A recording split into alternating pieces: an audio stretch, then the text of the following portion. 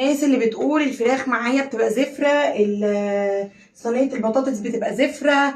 انا بعمل اكل والفراخ مثلا بتبقى زفرة، ونقعد نقول لك طب غيري الفرارجي، طب مش عارف ايه. بصي الحل الاسلم بجد اللي هو المحلول دوت. المحلول ده يا ست الكل بيبقى فيه ليمون، ده برتقال، وفيه برده ليمون شرايح، وعصرين ليمون وملح. 3 حاجات يتضافوا على اي حاجة. معايا فراخ، دي فراخ بيضة، ومعايا برده فراخ بلدي، للبط، للوز، للحمام، للديك الرومي، لاي حاجه. المحلول ده كفيل ينهي الزفاره. شويتيها بقى، قليتيها، حمرتيها، عملتي صينيه بطاطس، انسي موضوع ان يكون في زفاره طول ما انت حاطه ليمون وحاطه برتقال وعصره برده ليمون وشويه الملح. وسيبي المحلول الحلو ده يعني على قد ما تقدري. يعني انت لو مش تعملي الاكل دوت دلوقتي خلاص مش مهم. حلو قوي اننا كل ما يقعد في المحلول بتاعه كل ما هيكون معاكي خطير، ومش هيطلع معانا اي ريحه. يعني الكلام دوت عن حماتي، الله يبارك لها يا رب ويديها الصحه ويديها العافيه ويخليها لينا يا رب، ودايما بيتها مفتوح بحسها. ده كان طبعا احنا بنجهز الكلام دوت علشان اول يوم رمضان، فبنقع الحاجات ديت، ولسه الحاجات دي هتتعمل بكره. فعاملين محشي، طبعا الشعب المصري كله عامل محشي، فتعالي برضو في حاجات حلوه قوي للمحشي انا بعملها، او طريقه. كلنا بنعرف نعمل محشي، كلنا ستات بيوت، يعني ربنا يديكم الصحه يا رب ويديكم العافيه.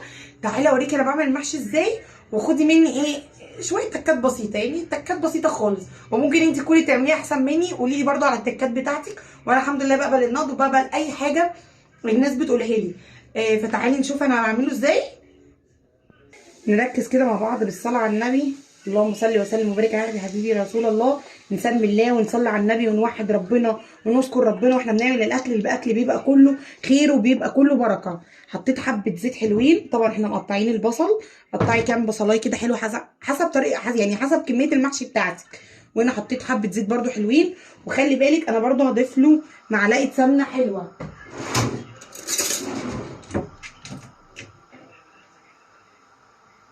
على فكرة دي السمنة اللي احنا كنا عاملينها مع بعض، اللي هي السمنة البلدي على السمنة تانية، وضفناها عشان نزود الكمية.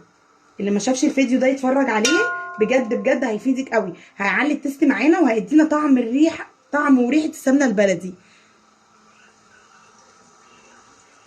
بصي انا مش من النوع اللي بيخلي البصلايه تحمر تبقى واخده لون احمر، لا خالص، انا بخليها دوبك تصفر بس كده. وايه، بروح رامي عليها مقطعه فلفل. يا بقى لو الفلفل الرومي دوت يبقى فلفل احمر، رومي احمر. عايزاه سبايسي طبعا بتحط سبايسي، مش عايزاه سبايسي خلاص. انا طبعا ما ينفعش احط سبايسي عشان في ناس بتحب الحراق وفي ناس لا. فلا، خلينا ايه في عرض محايده كده عشان معانا كلنا، معانا اطفال. ف كده حلو.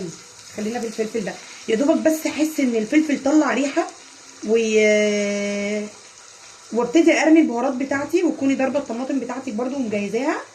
لان انا عندي الملح، احط حبه ملح. طبعا نحط ملح تاني بس بعد ما نحط الرز ونقطع الخضره ونظبط الكلام ده. هحط فلفل اسمر. طبعا انت بقى كل واحد بيعمل حسب الكميه بتاعته. احنا عاملين فلفل، وعاملين كوسه، وعاملين بتنجان، وعاملين كرنب. حماتي الله يبارك لها يا رب ويديها الصحه. ودي 7 بهارات. بصي انت ممكن تحطي بهارات محشي وتستغني عن ال7 بهارات، بس انا بحب ال7 بهارات لسبب. ال7 بهارات فيها كل حاجه انت عايزاها، انما بهارات المحشي انت بيبقوا اغلبيتهم حاطين فيها نعناع. بصي ريحه البهارات، انا عايزه اقول لك الريحه من هنا، يعني شميها بقى، شمي الريحه من هنا. لما بتحطي الريحه بس كده تحطي البهارات، بتطلع ريحه بقى مع السمنه والزيت والحاجات دي. هرمي الطماطم بتاعتي،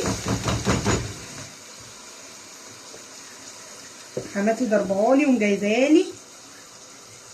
بس انا حاسه ان الطماطم دي، بصي حاسه ان الطماطم دي مش كتير، فرحت برده مطلعه كيس طماطم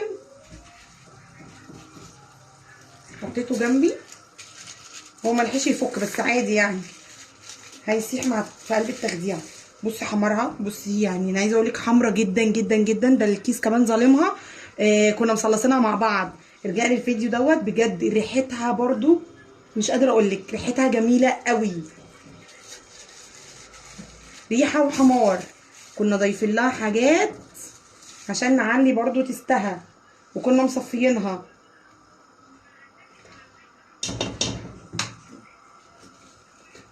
كيس لازق بس مش مهم، طلعناه لسه فاضل حته كيس بس هنطلعه برضه. بصي علشان خاطر ايه، انا بحب ادي كل حاجه حقها بصراحه، فانا عايزه يبقى ايه الطماطم بتاعتها كده كتير وحمرا وحلوه عشان المحشي بتاعك يطلع مظبوط. هندوق طبعا بعد ما التكتك كده معانا، هندوق ونرجع ناخد نشوف كده الطعم، نزود حاجه في حاجه ناقصه في حاجه عامله. فانا بعملها قبل ليله رمضان، يعني دي الليله اللي قبل رمضان عشان خاطر تبقى كل حاجه برده معايا مظبوطه واقدر ادوق براحتي. وبرده العزايم بتتعمل قبلها برده بيوم عشان خاطر ايه ما تحسيش ان الدنيا مكربسه معاكي وواقفه طول النهار في المطبخ. لا انا هظبط المحشي واعبيه واعمل كل حاجه بحيث ان انا ايه هسوي على طول، وبكره يا دوبك احط الفراخ في الفرن وان كانت اللي هتتحمر تتحمر، بس ما يبقاش الموضوع فيه دبكه كتير وفيه حاجات كتير. هنا نسينا برده حاجه، نسينا الورق اللورا، نحط ورقتين لورا ونحط وحدتين ماجي. طبعا انا بحط وحدتين ماجي عشان خاطر برضو حسب الكميه بتاعتي. بس كده نسيبها بقى تتكتك مع نفسها. انا عايزه اقول لك والله انا عايزاكي تشمي الريحه من هنا، مش قادره اقول لك. قرنين الفلفل اللي انت بتحطيهم والبهارات اللي انت بتحطيها قبل الصلصه بتعلي التست قوي، واللي عارفه انت كله بيخش في قلب بعضه. انا هنا طبعا قربت تتسبك بس مش قادره اقول لك الريحه عامله ازاي. الريحه رهيبه رهيبه رهيبه رهيبه، يعني ريحه السمنه البلدي مع ريحه التوابل مع ريحه ال الصلصه والبهارات بتاعتنا والتشويحه كده بتاعت الفلفل بجد بتعلي التيست قوي. جربيها مش هتندمي. بس انا هنا طبعا هنا كده اتسبكت. طبعا الاقدام بتاعها او الزيت او السمنه بصي طلع على الوش كده، تعرفي وتاكدي ان هي كده بقت تمام ومية مية. انا هنا معايا طبق هاخد فيه حبه تخديعه على جنب، انا عامله بزياده بس برضو هحط حبه للكرنب بكره، هعمل له تكه حلوه قوي قوي قوي وبتعلي معانا التيست في قلب الكرنب.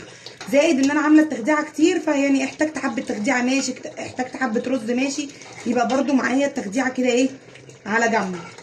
وما تنسيش ان انا شلت حبه للكرنب. بس وحياه حبيبك النبي لو وصلتي معايا للفيديو لغايه هنا تعملي لي اشتراك وتعملي لي متابعه على الفيسبوك وتفعلوا زر الجرس على اليوتيوب وتنوروني وكلكم على دماغي من فوق. بصي انا هنا شلت حبهم كده على جنب، هنحتاجهم. وادي هنا كده ايه هرمي بقى الرز بتاعي. انا طبعا بكون غسلاه مباشره وانا بحطها في التخديعه، يعني ما بغسلوش وبركنه. وفي ناس ما بتغسلش الرز، فانت برضو اعملي اللي يريحك. لو انت واثقه في الرز بتاعك ونضافه الرز بتاعك خلاص مفيش اي مانع ان انت تحطيه هنا. بصي انا هنا حطيته على التخديعه اهو، اصفي بس الميه وارجع له.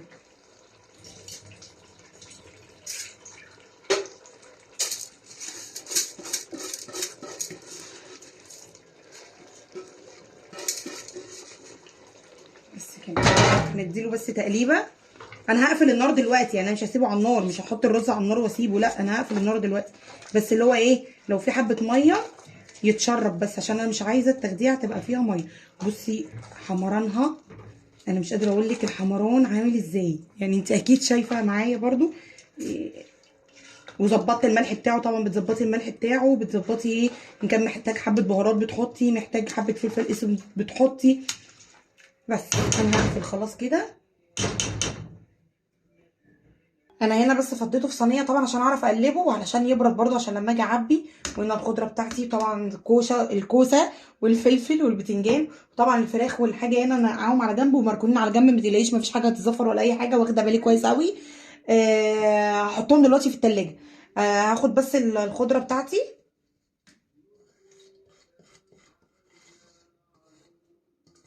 هنا نزلنا الخضره بتاعتي ونقلب طبعا زي ما قلت لك. وطبعا الكرنب حماتي الله يبارك لها يا رب قاعده دلوقتي بتوضبه، يعني انا هعبي الفلفل والبتنجان والكوسه والحاجه دي وهي قاعده عماله توضب الكرنب. هعبيه بقى واجيلكوا. نيجي بقى لليوم التاني اللي هو يوم رمضان، اللي هو انا بدخل المطبخ بعد العصر على طول.